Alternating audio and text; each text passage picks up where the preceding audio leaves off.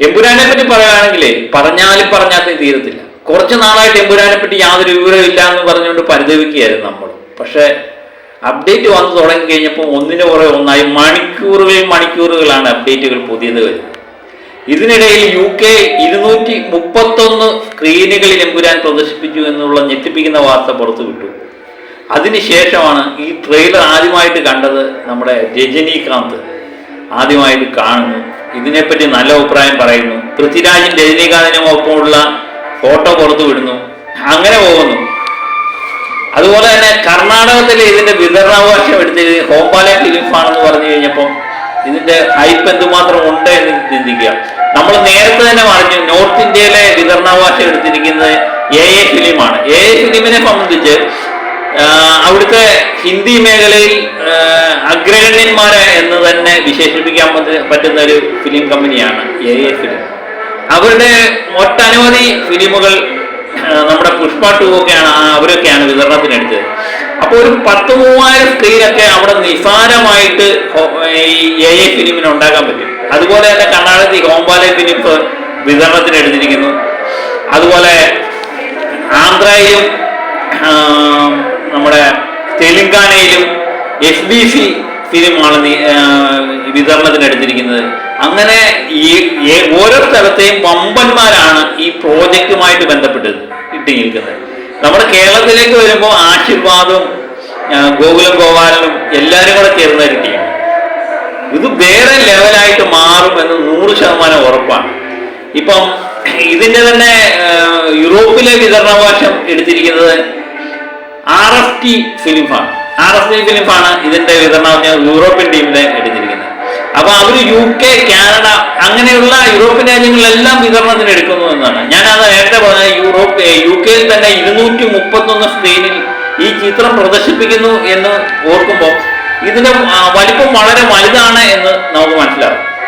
അതുപോലെ തന്നെ യൂറോപ്പിൽ നിന്ന് മാത്രമായിട്ട് അവർ 100 കോടി രൂപയോളം, ആരുമല്ല 100 കോടി രൂപയോളം അവർ പ്രതീക്ഷിക്കുന്നുണ്ട് എന്ന് പറയും.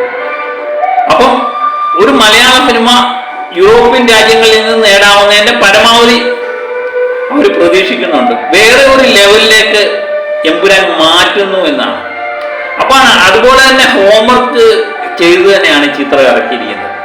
അപ്പം കർണാടകത്തിൽ നിന്നും തെലുങ്കാനയിൽ നിന്നും ആന്ധ്രയിൽ നിന്നും ഹിന്ദി മേഖല ബെൽറ്റിൽ നിന്നും എല്ലാം തന്നെ ഇതുമായിട്ടുള്ള ബന്ധപ്പെട്ട വിവരങ്ങൾ കൂടുതലായിട്ട് പുറത്തു വരുന്നുണ്ട്. അപ്പൊ ഇന്നലെ തന്നെ ഞാൻ പറഞ്ഞിരുന്നു വടക്കൻ അമേരിക്കയിൽ ഇതിന്റെ മണിക്കൂറുകൾ കൊണ്ട് ഇതിന്റെ ബുക്കിംഗ് തുടങ്ങി മണിക്കൂറുകൾ കൊണ്ട് കാനഡയിൽ തന്നെ 3253 ഇന്നലെ വൈകിട്ടത്തെയാണ്. ഇപ്പൊ ഏകദേശം 5000 ഒക്കെ കടന്നു കാണും. ആ ലെവലിലാണ് പോകുന്നത്. ഏകദേശം 25 സ്ക്രീനിന്റെ കാര്യമാണ് ഞാൻ പറഞ്ഞത്.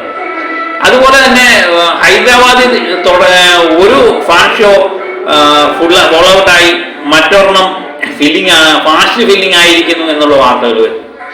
അതുപോലെ ബോംബെയിൽ നിന്നും വരുന്നു ഫാൻ ഷോയുടെ എണ്ണം കൂട്ടുന്നു എന്ന് പറഞ്ഞു. അങ്ങനെ ഇന്ത്യയിൽ ഒട്ടാകെ ഒരു എമ്പുരാൻ തരംഗം ആഞ്ഞടിക്കുന്നു എന്നുള്ള അതൊരു മലയാള സിനിമ ആയതുകൊണ്ട് നമുക്ക് വളരെയധികം സന്തോഷമുണ്ട്. പ്രത്യേകിച്ച് ലാലേട്ടന്റെ സിനിമ എന്തുകൊണ്ടും വളരെ സന്തോഷപ്പെടുത്തുന്ന വിവരങ്ങൾ തന്നെയാണ് പുറത്തു വന്നുകൊണ്ടിരിക്കുന്നത്. ഇന്നലെ ഞാൻ റിപ്പോർട്ട് ചെയ്തിരുന്നു വടക്കേ അമേരിക്കയിലെ കളക്ഷൻ റെക്കോർഡ് തന്നെ പുറത്തു. കളക്ഷൻ തന്നെ മാറ്റിമറിക്കുന്ന ഒരു വിവരമാണ് പുറത്തു വരുന്നത്. അവിടെ ബുക്കിംഗ് തുടങ്ങി, ടിക്കറ്റ് വിൽപ്പന തുടങ്ങി മണിക്കൂറുകൾ കൊണ്ട് അവിടെ $1,00,000 കടന്നിരിക്കുന്നു എന്നാണ്. ഏകദേശം ഇന്ത്യൻ മണി 87 ലക്ഷം രൂപയോളം കടന്നിരിക്കുന്നു. അപ്പൊ ഇന്ന് കൊണ്ട് എനിക്ക് തോന്നുന്നു ഏകദേശം $2,00,000 നിസാരമായിട്ട് കടക്കാൻ പറ്റും എന്ന് തോന്നുന്നു. അങ്ങനെയെങ്കിൽ 1.5-2 കോടി തന്നെ റിലീസിന് മുമ്പായി 2 ദിവസം കൊണ്ട് തന്നെ ഈ ചിത്രം വടക്കേ അമേരിക്കയിൽ നിന്ന് തന്നെ നേടാൻ പറ്റും. അപ്പൊ എല്ലാ പ്രദേശങ്ങളിലും ഈ ചിത്രവുമായിട്ട് ബന്ധപ്പെട്ട് വളരെ പ്രതീക്ഷയിലാണ്. രസകരമായ സംഗതി എന്ന് പറഞ്ഞാൽ കേരളത്തിൽ ഇതിന്റെ യാതൊരു ബുക്കിംഗ് തുടങ്ങിയിട്ടില്ല എന്നുള്ളതാണ്. ആൾക്കാരിങ്ങനെ ഇൻട്രസ്റ്റിംഗ് ആയിട്ട് ഇങ്ങനെ കാത്തിരിക്കുകയാണ്. അത് ഈ ആകാംക്ഷയോടെ കാത്തിരിക്കുന്നവരുടെ എണ്ണം ബുക്ക് മൈ ഷോ നമ്മൾ പരിശോധിച്ചു കഴിഞ്ഞാൽ ഏകദേശം 2 ലക്ഷം ആൾക്കാർ കഴിഞ്ഞിരിക്കുന്നു എന്നാണ്. അപ്പൊ ഈ തിയേറ്ററിൽ ഇനിയും 10 ദിവസമുണ്ട്. 10 ദിവസത്തിനുള്ളിലാണ് ഈ സംഭവം പറയുന്നത്. അപ്പൊ ഈ ഡേറ്റ് അടുക്കും തോറും ആൾക്കാരുടെ എണ്ണം ഇങ്ങനെ കൂടിക്കൊണ്ടിരിക്കുക എന്നുള്ളത്. അപ്പം സർവകാല കളക്ഷൻ റെക്കോർഡ് തകർക്കുന്ന ലെവലിൽ തന്നെയാണ് ചിത്രം വന്നിരിക്കുന്നത്. ഈ ചിത്രം തിയേറ്ററിലെ ഒരു പോസിറ്റീവ് റെസ്പോൺസും കൂടെ ഉണ്ടായിക്കഴിഞ്ഞാൽ നമ്മൾ ചിന്തിക്കുന്നതിനപ്പുറമായിരിക്കും. പലരും ഇതിന്റെ ആദ്യം തന്നെ കളക്ഷനെ പറ്റി ചിന്തിക്കുന്നുണ്ട്. ഇപ്പോഴേ ചിന്തിച്ചു തുടങ്ങി. അതൊരു മലയാള സിനിമയിൽ നമ്മൾ ചിന്തിക്കാത്തതിന്റെ അപ്പുറമാണ് ഓരോരുത്തരും ചിന്തിക്കുന്നത് എന്നുള്ളതാണ്. പലരും 50 കോടിയും 60 കോടിയൊക്കെ ആദ്യ കളക്ഷനായിട്ട് ചിന്തിക്കുമ്പോൾ ഒരു മലയാള സിനിമ സൂപ്പർ ഹിറ്റ് ആവുന്ന ഒരു മലയാള സിനിമ ഇന്ത്യയിലൊട്ടാകെ ഓടി ആ പടം നേടുന്നതിന്റെ ഫുള്ള് എമൗണ്ട് എത്രയാണോ അതാണ് നമ്മൾ ചിന്തിച്ചു കൊടുക്കുന്നത്. ആദ്യദിന കളക്ഷന്റെ കാര്യം ഞാൻ പറയുന്നത്. അപ്പൊ കേരളത്തിൽ നിന്ന് ഏകദേശം 15-20 കോടി രൂപയാണ് ആദ്യദിന കളക്ഷനായിട്ട് പ്രതീക്ഷിക്കുന്നത്. അപ്പൊ ലിയോയുടെ റെക്കോർഡ് ഏകദേശം തകർക്കും എന്നുള്ളതാണ്. അപ്പൊ 710 തിയേറ്ററാണ് നമ്മൾ നേരത്തെ പറഞ്ഞത്. പക്ഷെ അതുകൂടാതെ പുതിയതായിട്ട് പണി കഴിപ്പിച്ച് എമ്പുരാന് വേണ്ടി പണി കഴിച്ച് 20 തിയേറ്ററും കൂടെ ഈ എമ്പുരാൻ റിലീഫ് ആവുന്നതിന് കാത്തിരിപ്പുണ്ട് എന്ന് പറയുന്നത്. അത് ഏകദേശം 800 തിയേറ്ററിനടുത്ത് കേരളത്തിൽ തന്നെ റിലീഫ് ആകാനുള്ള സാധ്യതയാണ് കാണുന്നത്. അങ്ങനെയെങ്കിൽ ചിലപ്പോൾ 5000 ഷോ ഒക്കെ ഒരു ദിവസം വന്നാൽ തന്നെ നമുക്ക് അതിശയിക്കാനില്ല. ലിയോ റെക്കോർഡ് തകർത്ത് എന്ന് പറഞ്ഞാൽ 3300 ഷോ എങ്ങാണ്, 3200 ചില്ലാനങ്ങനെ ഷോയാണ് ലിയോ 12 കോടി എന്ന് പറയുന്ന റെക്കോർഡ് കേരളത്തിൽ ഉണ്ടാക്കിയത്. അത് കൂടുതലായിട്ട് തമിഴ്നാട്ടിലാണ് 9 മണിക്കായിരുന്നു ഷോ. അപ്പം കേരളത്തിലേക്ക് കൂടുതൽ ആൾക്കാർ വരികയും ഇവിടെ ഒരു ഹൈപ്പ് ഉണ്ടാക്കുകയൊക്കെ ചെയ്തു. അങ്ങനെയാണ് ഇനി ഒരു പക്ഷേ ഒരു തമിഴ് സിനിമ ഇത്ര ഹൈപ്പ് ഉണ്ടാക്കാൻ സാധ്യത കുറവാണ്. പക്ഷെ എമ്പുരാനെ സംബന്ധിച്ച് ഇത് 6 മണിക്ക് ഷോ തുടങ്ങുന്നു. അപ്പോൾ ഒരു 5000 ഷോയൊക്കെയാണ് ആൾക്കാർ പ്രതീക്ഷിക്കുന്നത്. ഒരു ദിവസം തന്നെ ഒരു 5000 ഷോയൊക്കെ ഉണ്ടായി കഴിഞ്ഞാൽ എമ്പുരാന്റെ ലെവലങ്ങ് വേറെയാണ്. ഇതൊന്നും 20 കോടിക്ക് മുകളിലൊക്കെ. പിന്നെ ഞാൻ നേരത്തെ പറഞ്ഞ പോലെ സിനിമയാണ്. ഇത് പോസിറ്റീവ് റെസ്പോൺസ് കൂടെ ഉണ്ടായി കഴിഞ്ഞാൽ നമ്മൾ ചിന്തിക്കുന്നതിന് മുകളിലേക്ക് ഒരു നമ്മൾ പലപ്പോഴും ചിന്തിക്കും KGF-ഉം വിജയുടെ ചിത്രങ്ങളും പുഷ്പ 2 ഒക്കെ വരുമ്പോഴത്തേക്കും നമ്മൾ 500 കോടിയുടെ 1000 കോടിയുടെ ഒക്കെ കണക്കുകൾ നമ്മൾ പലപ്പോഴും പറഞ്ഞു. അത് ഒരു മലയാള സിനിമ എന്നാണ് എന്നുള്ളത് നമ്മൾ ചിന്തിച്ചു ഇരിക്കുകയായിരുന്നു. അപ്പം അത് തകർക്കാൻ ഒരാൾക്കേ പറ്റുള്ളൂ എന്ന് നമുക്ക് 100% ഉറപ്പുണ്ട്. അത് മോഹൻലാലിന് മാത്രമാണ് എന്ന് ഈ വിമർശിക്കുന്നവർക്കും അറിയാം. മോഹൻലാലിന് മാത്രമേ അത് കഴിയൂ. അപ്പൊ അതുപോലെ മോഹൻലാലിന്റെ ചിത്രം പാൻ ഇന്ത്യ ഒട്ടാകെ അംഗീകരിക്കുന്ന ഒരു ചിത്രം വരണം എന്ന് നമ്മൾ കാണിച്ചിരിക്കുമ്പോഴാണ് എമ്പുരാൻ എത്തുന്നത്. അപ്പൊ എമ്പുരാന്റെ ഒരു വരവും എന്ന് പറയുന്നത് മലയാള സിനിമയുടെ കളക്ഷൻ റെക്കോർഡുകളും അതുപോലെ തന്നെ മലയാള സിനിമയെ ഗതി തന്നെ മാറ്റുന്ന ഒരു ചിത്രമാണ്.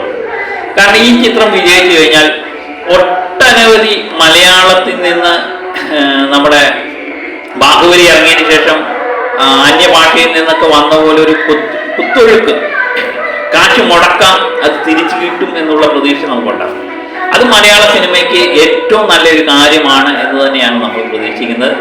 അപ്പം പലയിടത്തു നിന്നുള്ള പല വാർത്തകളാണ് തുടർച്ചയായിട്ട് മണിക്കൂറുകൾ എനിക്ക് തോന്നുന്നു വീഡിയോ എമ്പുരാനെ പറ്റി വീഡിയോ ചെയ്യുവാണെങ്കിൽ മണിക്കൂറിൽ 5-6 വീഡിയോ ചെയ്യേണ്ടി വരും. അങ്ങനെയുള്ള പുതിയ പുതിയ വാർത്തകളാണ് ഓരോന്നായിട്ട് പുറത്തു വരുന്നത്. ഏതായാലും എമ്പുരാനെ സംബന്ധിച്ച് നമുക്കറിയാം, ലൈക്ക പോയപ്പോൾ നമ്മളൊന്ന് ഭയപ്പെട്ടുവെങ്കിലും അതിന് പകരം ഗോകുലം ഗോപാലൻ വന്നു, പിന്നെ ആശീർവാദുണ്ട്. അവർ രണ്ടുപേരും കേരളത്തിലെ ഏകദേശം തീരുമാനമായി. അതുപോലെ തമിഴിലെ ആരാണ് വിതരണത്തിൽ എടുക്കുന്നതെന്ന് നമുക്കറിയില്ല. ഏതായാലും അതും ഒരു വമ്പന്മാരായിരിക്കും എന്ന് 100% ഉറപ്പാണ്. അതുപോലെ തന്നെ 6 മണിക്ക് എന്തോ ഒരു സംഭവം വരുന്നുണ്ട് എന്ന് നേരത്തെ തന്നെ അവർ പറഞ്ഞിട്ടുണ്ട്. ട്രേഡറുമായിട്ട് ബന്ധപ്പെട്ട കാര്യങ്ങളാണോ എന്ന് നമുക്കറിയില്ല. അതോ ഇനി ഇതിലും വലുത് വേറെ കിടപ്പുണ്ടോ എന്ന് നമുക്കറിയില്ല. ഇതൊക്കെ ചേർന്ന് ഇനി വലുത് കിടപ്പുണ്ട് എന്ന് തോന്നുമാറുമാണ് അവർ പ്രഖ്യാപനം നടത്തിയിരിക്കുന്നത്. 6 മണിക്ക് വേണ്ടി ആകാംക്ഷയോടെ എല്ലാവരും കാത്തിരിക്കുകയാണ്. ഇനിയും വില്ലൻ ആരാണെന്നുള്ളത് പറയാനാണോ എന്നറിയില്ല. ഒരു തോക്കുമായിട്ട് മോഹൻലാൽ നിൽക്കുന്ന ഫോട്ടോയാണ് പങ്കുവച്ചിരിക്കുന്നത്. മോഹൻലാലാണോ, ഒരു കൈ മാത്രമേ ഉള്ളൂ. അതോ ഇനി വില്ലനാണോ എന്ന് നമുക്കറിയില്ല. മോഹൻലാലിന് പറ്റിയ ഒരു വില്ലനും കൂടി വേണമെങ്കിൽ മോനെ ഒന്നും പറയണ്ട, ഇതൊരു പൊളിയായിരിക്കും. അടിച്ചു പൊളിക്ക്. നമ്മൾ മാർച്ച് 27 വേണ്ടി എല്ലാവരും കാത്തിരിക്കുകയാണ്. ലോകമെമ്പാടും എന്ന് നമുക്ക് പറയാം. UK 231 സ്ക്രീനിൽ ഈ ചിത്രം റിലീസ് ചെയ്യുവാണെങ്കിൽ ആ ചിത്രത്തിന്റെ ഹൈപ്പ് ഒന്ന് വേറെ തന്നെയാണ്. അത് ആരൊക്കെ എന്തൊക്കെ പറഞ്ഞാലും വിമർശകരെ എന്ത് വേണമെങ്കിലും പറഞ്ഞു, പക്ഷെ അവർക്ക് ഇത് ചിന്തിക്കുക എന്ന് പറയുന്ന സ്വപ്നങ്ങളിൽ മാത്രമേ ഇത് ചിന്തിക്കാൻ പറ്റത്തുള്ളൂ. ഇത് ലാലേട്ടന് മാത്രം അവകാശപ്പെട്ടതാണ്, എമ്പുരാന് മാത്രം അവകാശപ്പെട്ടതാണ്. അപ്പം മറ്റൊരു വിഷയമായി വീണ്ടും ഞാൻ എത്താം. Okay, by.